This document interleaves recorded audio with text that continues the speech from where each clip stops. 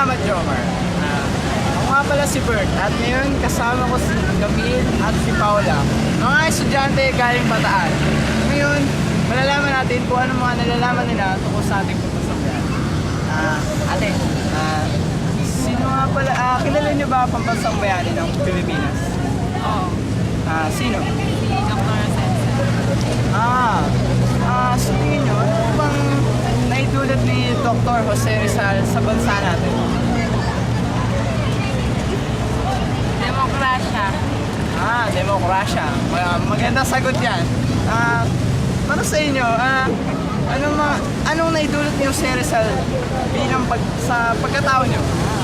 May nagawa bang mabuti yun? Naging masipag ba kayo sa pag-aaral? O ano man?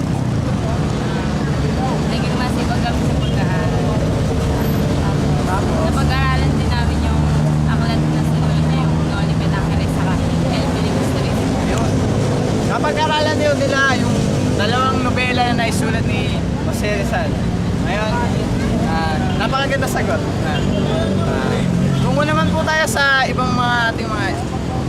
Okay, tara!